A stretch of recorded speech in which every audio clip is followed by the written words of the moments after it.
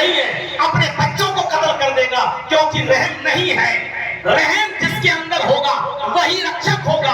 اس لیے قرآن نے جگت پتی کے لفظ کو رحمت للعالمین کے صفت سے منتسب کر دیا ہے، کیونکہ جب رحمت ہوگی تبھی حفاظت ہوگی۔ وَمَا أَرْسَلْنَاكَ إِلَّا رَحْمَةً لِلْعَالَمِينَ، اے محمد صلی اللہ علیہ وسلم، ہم نے آپ کو پوری دنیا کا رکشک نہیں بلکہ پوری دنیا کے لیے رحمت بنا کر بھیجا ہے، پورے وشو کے لیے، پورے عالم کے لیے، ساری کائنات کے لیے ہم نے آپ کو رحمت بنا کر بھیجا ہے۔ آپ بیواؤں کے لیے بھی رحمت، یتیموں کے لیے بھی رحمت، غریبوں کے لیے بھی رحمت، مسکینوں کے لیے بھی رحمت، آپ انسانوں کے لیے بھی رحمت، جانوروں کے لیے بھی رحمت، بوڑھوں کے لیے بھی رحمت، بچوں کے لیے بھی رحمت، حیوانات و نباتات و جمادات کے لیے بھی رحمت، آپ قیدیوں کے لیے بھی رحمت، آپ غیر مسلموں کے لیے بھی رحمت۔ آپ کی رحمت عام ہے، آپ رحمت للعالمین ہے، آپ کی رحمت سب کے لیے ہے۔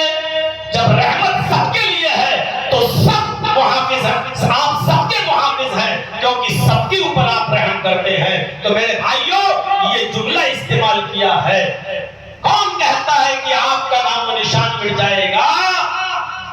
لَقَدْ كَانَ لَكُمْ فِي رَسُولِ اللَّهِ أُسْوَةٌ حَسَنَةٌ، لَقَدْ كَانَ لَكُمْ فِي رَسُولِ اللَّهِ أُسْوَةٌ حَسَنَةٌ، رسول اللہ صلی اللہ علیہ وسلم کی زندگی میں تمہارے لیے بہترین نمونہ ہے۔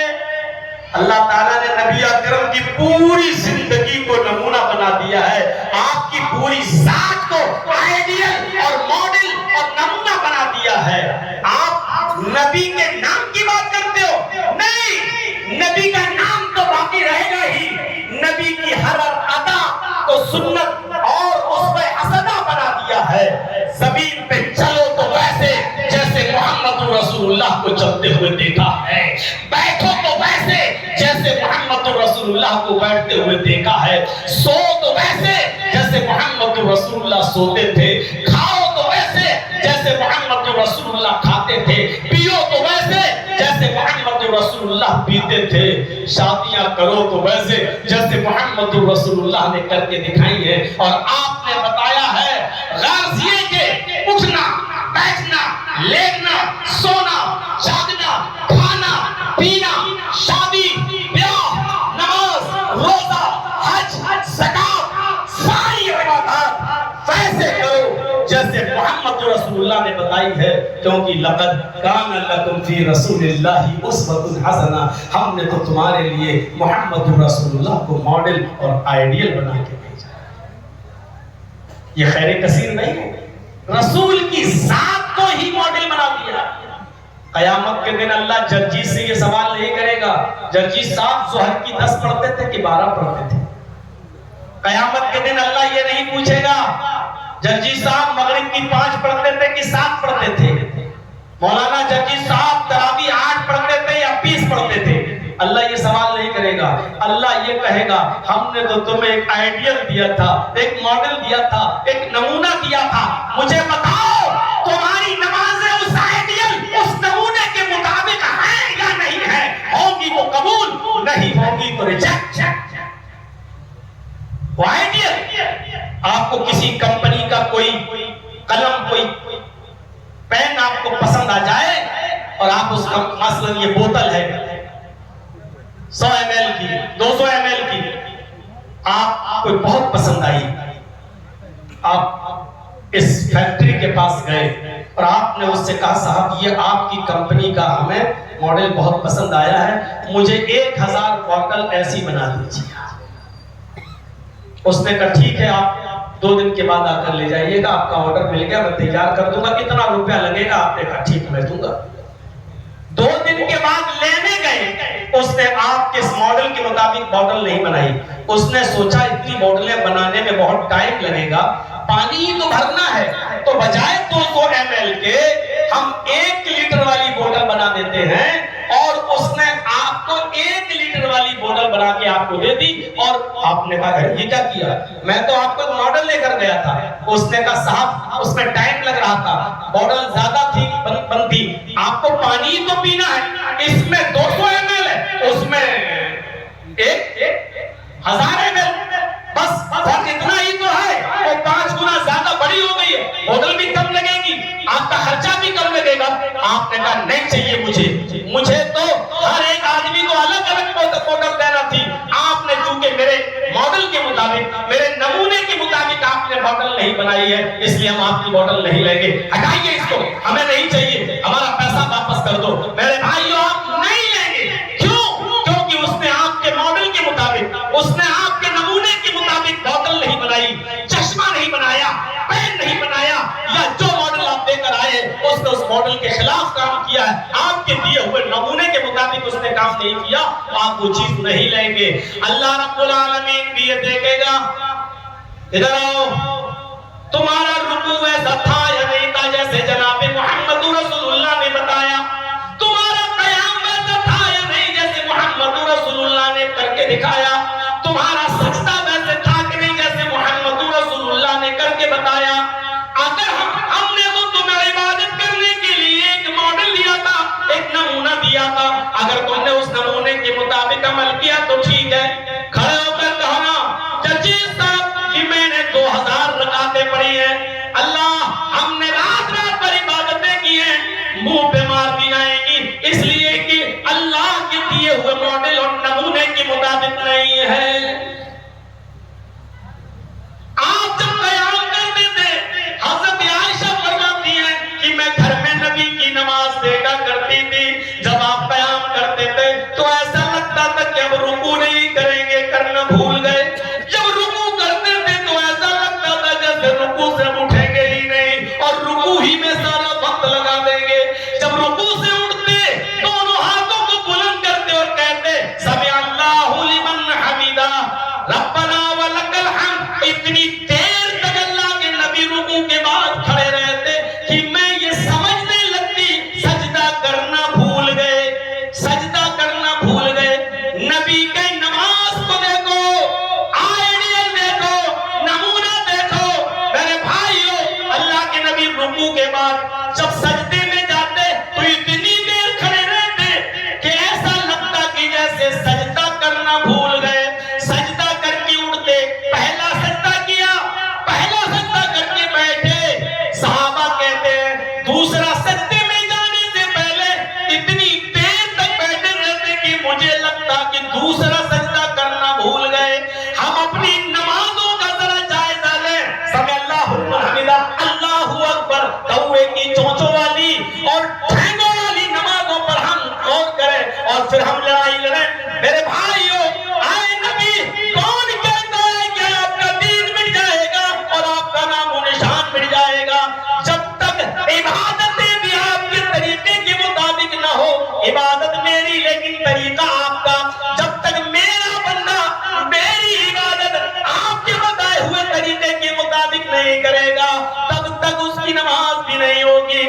اس لیے فرمایا لقد کان لکم فی رسول اللہ اسوۃ حسنہ، ہم نے آپ کی زندگی کو، محمد رسول اللہ کی زندگی کو لوگوں کے لیے تمہارے لیے نمونہ بنا دیا ہے۔ رسول اللہ کی زندگی میں تمہارے لیے بہترین آئیڈیل ہے، بہترین نمونہ ہے، اس لیے یاد رکھیے گا، اٹھنا، بیٹھنا، لیٹنا، سونا، جاگنا، کھانا پینا، شادی بیاہ، نماز روزہ حج زکات، تجارت بزنس لین دین، یہ ساری چیزیں شریعت میں موجود ہیں، اس کا طریقہ بتا کر گئے ہیں اللہ کے نبی صلی اللہ علیہ وسلم۔ اگر ہمارا نبی کے طریقے پر نہیں ہے تو پھر معاملہ گڑبڑ ہے، معاملہ گڑبڑ ہے۔ بیٹھی ہوئی ہیں آج طلاق شدہ لڑکیاں، سماج کے اندر حالات اتنے خراب ہیں کہ اگر کسی کا شوہر مر جائے اور 2 بچے چھوڑ کر جائے تو بیچاری وہ خاتون اب ڈر کی وجہ سے شادی نہیں کرتی ہے کہ اب لوگ کیا کہیں گے، دیکھو 2 بچے بھی ہیں، اب انہی کو پڑھائیں گے لکھائیں گے، پال پوس کے بڑا کر لیں گے، اب ہم دوسری شادی نہیں کریں گے۔ کیوں؟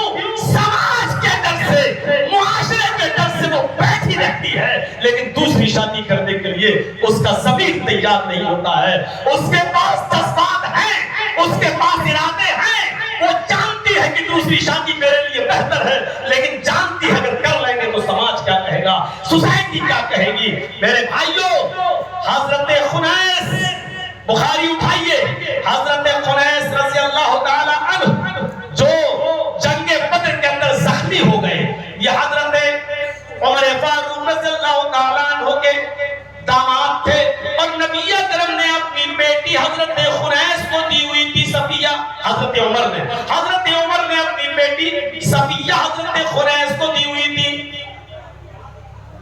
جنگ بدر میں زخمی ہو گئے اور پھر اس زخم کی تاب زیادہ نہ لا سکے اور اسی بیماری میں ان کا انتقال ہو گیا۔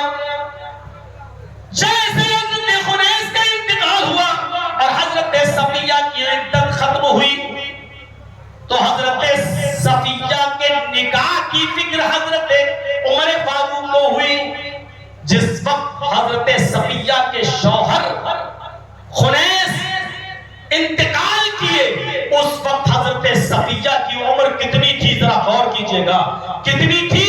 21 سال، 21 ایئرز، صرف 21 سال۔ ان کی شادی کی فکر ہوئی حضرت عمر فاروق کو۔ عمر فاروق رضی اللہ تعالیٰ کو چاہتے تو ان کی بیٹی کے لیے بڑے سے بڑے رشتے مل سکتے تھے، اچھے سے اچھے رشتے مل سکتے تھے، لیکن حضرت عمر فاروق نے بڑے دولت مند اور امیر رشتے کو ترجیح نہیں دی، بلکہ اپنی بیٹی کے لیے ہاتھ مانگا تو کس سے؟ حضرت عثمان غنی رضی اللہ تعالیٰ عنہ سے کہا، عثمان تم تو جانتے ہی ہو کہ صفیہ بیوہ ہو گئی ہے، خنیس انتقال کر گئے ہیں، مجھے اپنی بیٹی کے نکاح کی فکر ہے، کیا تم میری بیٹی کے ساتھ نکاح کرو گے؟ حضرت عثمان غنی نے جو جواب دیا وہ جواب یہ تھا کہ مجھے کچھ مہلت دیجئے، کچھ سوچنے سمجھنے کا ٹائم دیجئے۔ کچھ دنوں کے بعد حضرت عمر نے پھر عثمان سے پوچھا، عثمان کیا ہوا؟ تم نے کچھ دن کا ٹائم مانگا تھا، میری بیٹی صفیہ سے نکاح کے بارے میں تمہارا کیا ارادہ ہے؟ حضرت عثمان کہتے ہیں عمر فاروق سے کہ عمر ارادہ نہیں ہو پا رہا ہے، مشورہ بھی کیا لوگوں سے اور میں نے بھی غور کیا تو ابھی کوئی ارادہ نہیں بن پا رہا ہے، یعنی میں نکاح کرنے کے لائق نہیں، میں نکاح نہیں کر سکتا۔ حضرت عمر فاروق نے کہا کوئی بات نہیں۔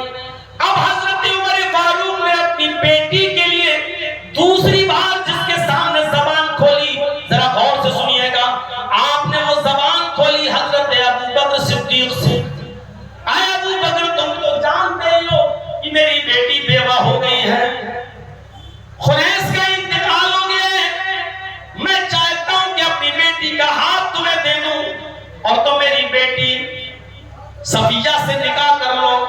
حضرت ابو بکر صدیق نے کوئی جواب نہیں دیا۔ حضرت عمر کہتے ہیں عثمان غنی کے انکار سے مجھے اتنی تکلیف نہیں ہوئی، عثمان غنی کے انتقال سے مجھے اتنی تکلیف مجھے نہیں ہوئی جتنا ابو بکر کی خاموشی سے مجھے تکلیف ہوئی۔ انہوں نے کچھ نہیں نہا نہ خاموش ہو کے چلے گئے۔ کچھ دنوں کے بعد جناب محمد رسول اللہ صلی اللہ علیہ وسلم کا پیغام آ گیا حضرت عمر سے کہ آپ کی بیٹی صفیہ بیوہ ہو گئی اور میں آپ کی بیٹی صفیہ سے نکاح کرنا چاہتا ہوں۔ حضرت عمر نے خوشی خوشی اپنی بیٹی صفیہ کا نکاح محمد رسول اللہ صلی اللہ علیہ وسلم کے ساتھ کر دیا۔ میں بتانا یہ چاہتا ہوں بیٹی کی عمر کتنی ہے؟ 21 سال۔ بیٹی کے لیے امیر رشتے بھی مل سکتے ہیں، دولت مند بھی مل سکتے ہیں، لیکن حضرت عمر اپنی بیوہ بیٹی کے لیے دولت مند رشتے کی فکر نہیں کر رہے ہیں، بلکہ اپنی بیٹی کی عمر 21 سال اور اس کا کف بھی نہیں ڈھونڈ رہے ہیں کہ 25 سال کا لڑکا مل جائے، 26-28 سال کا مل جائے۔ ان کے لیے حضرت عثمان سے گفتگو کر رہے ہیں، عثمان کیا تم میری بیٹی سے نکاح کرو گے؟ حضرت عثمان غنی جو تقریباً حضرت عمر فاروق کی عمر کے، ذرا غور کرو، آج کے زمانے میں تو بہت جلدی کہہ دیا جاتا ہے اتنی چھوٹی لڑکی سے، ارے وہ تو اس کی بیٹی کی عمر کی ہے۔ یہ سوچ، یہ ذہنیت ہمارے معاشرے میں ہو سکتی ہے. بیٹی جیسی لڑکی سے شادی کر لی, ارے بیٹی جیسی, ارے وہ تو اس کو بیٹی بنا لینا چاہیے, ارے وہ تو اس کی بیٹی لگتی ہے. یہ ہمارے معاشرے میں یہ ذہنیت تو ہو سکتی ہے, لیکن شریعت کے اندر اس ذہنیت کا کوئی ثبوت نہیں ہے. میرے بھائیوں, پھر جب عثمان غنی نے انکار کیا تو حضرت ابو بکر کی عمر اور محمد رسول اللہ کی عمر تقریباً 2-2.5 سال کا فرق, بس اس سے زیادہ نہیں. پھر آپ اندازہ لگائیے. لیکن ابو بکر صدیق نے جب کوئی جواب نہیں دیا تو محمد رسول اللہ کے ساتھ نکاح ہو گیا. بعد میں حضرت ابو بکر صدیق نے عثمان غنی کو حضرت عمر کو پکڑا اور کہا شاید تم مجھ سے ناراض ہو. کہا جی میں ناراض ہوں. آپ خاموش ہو گئے, آپ نے مجھے جواب کے لائق نہیں سمجھا, اس لیے ناراض ہوں. حضرت ابو بکر صدیق نے کہا یہ ناراضگی ختم کرنے کے لیے میں آیا ہوں, آپ کی بیٹی سے نکاح کرنے کے لیے مجھے کوئی اعتراض نہیں تھا. آپ نے جب مجھے پیغام دیا تو مجھے کوئی اعتراض نہیں تھا, لیکن میں نے محمد رسول اللہ کو تذکرہ کرتے ہوئے سنا تھا وہ آپ کی بیٹی سے نکاح کرنا چاہتے تھے, اور مجھے معلوم تھا نبی کا ارادہ, لیکن نبی کے اس راز کو فاش کرنا میں نے مناسب نہیں سمجھا. میں نے سوچا اگر اللہ رب العالمین کی طرف سے یہ حکم ہوگا تو نبی کا نکاح ہو ہی جائے گا, اور نہیں ہوگا تو بعد میں تو کر ہی لوں گا. لیکن نبی اکرم صلی اللہ علیہ وسلم مجھ سے کہہ چکے تھے, اپنا راز بتا چکے تھے, اور میں نے اپنا نبی کا یہ راز آپ سے ظاہر کرنا مناسب نہیں سمجھا.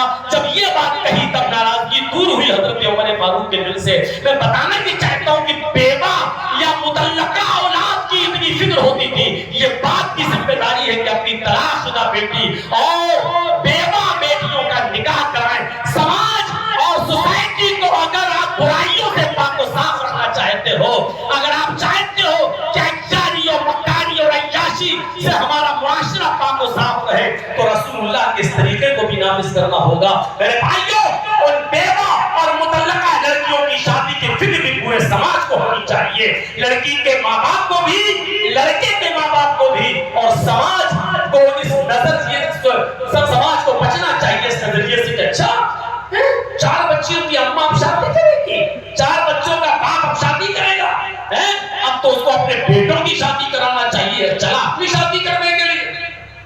حضرت عبداللہ ابن عمر فرمایا کرتے تھے اگر مجھے یہ پتہ چل جائے میری بیوی کا انتقال ہو جائے کوئی نہ رہے, اور مجھے یہ پتہ چل جائے کہ میں 15 دن بھی زندہ رہوں گا اور 15 دن کے بعد میرا انتقال ہو جائے, تو اس 15 دن کے لیے بھی میں تنہا نہیں رہوں گا.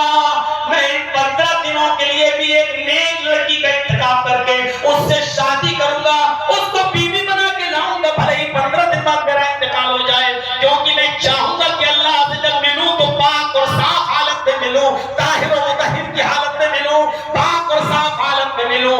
اگر مجھے یہ پتہ چل جائے کہ 15 دن بھی میں زندہ رہوں گا تب بھی میں نکاح کر لوں گا, کیونکہ اللہ تعالیٰ سے پاک و صاف ملنا ہے تو شادی شدہ ہوگا. کیسا لگ رہا ہے ہمارا معاشرہ, اب کیسا لگ رہا ہے قرآن و حدیث کی روشنی میں ہماری سوسائٹی؟ ذرا غور کرو میرے بھائیوں. تو جس طریقے سے نبی کی پوری زندگی آئیڈیل ہے, نمونہ ہے, اسی طریقے سے نبی کی زندگی کے سارے اعمال نمونہ ہے.